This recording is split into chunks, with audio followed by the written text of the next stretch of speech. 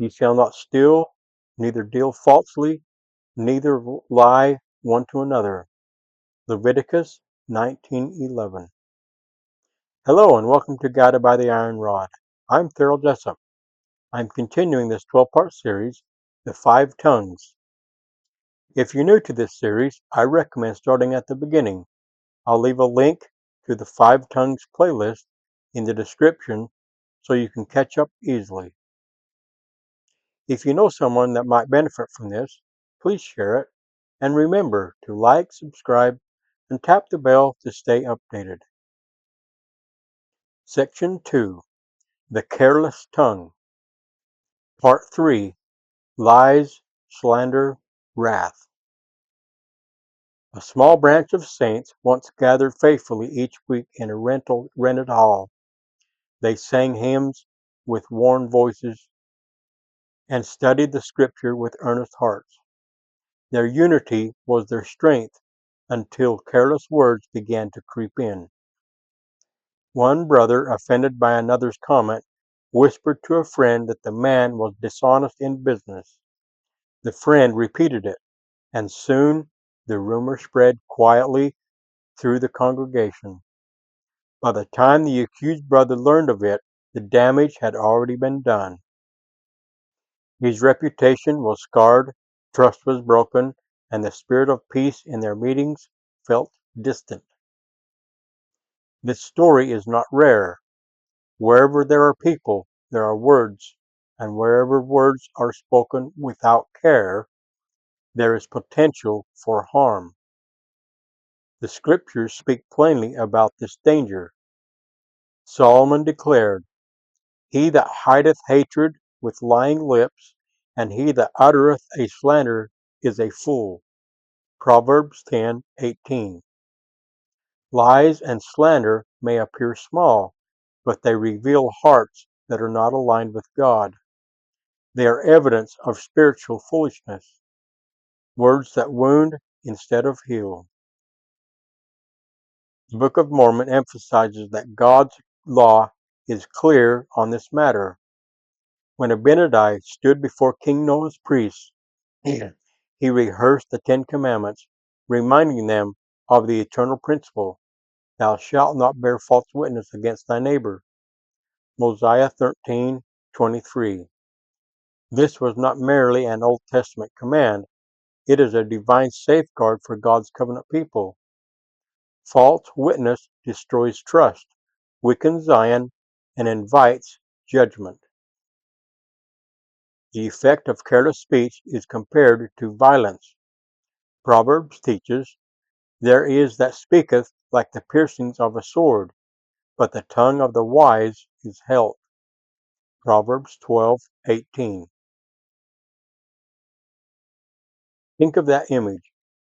Reckless words are like sword thrusts.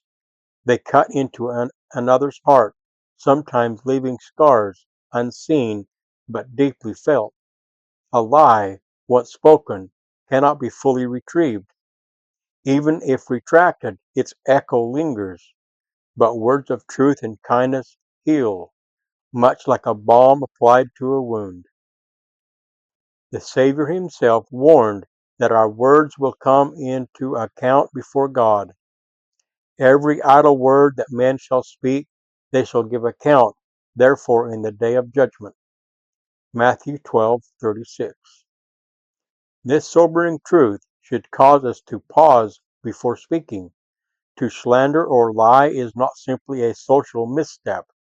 It is a sin that carries eternal consequences unless repented of. Wrath, too, is closely tied to careless tongue. Harsh words ignite anger and escalate conflict. The Lord counseled his people in this dispensation, "Cease to contend one with another, cease to speak evil one of another." Doctrine and Covenants 136, 23 through 24. Wrathful speech stirs contention, and contention is of the devil, who stirreth up the hearts of men to contend with anger one with another. 3 Nephi 11:29. The adversary delights when wrath replaces patience and slander replaces truth.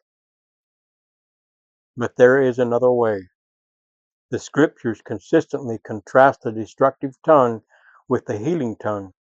If lies cut like sword, truth is the salve.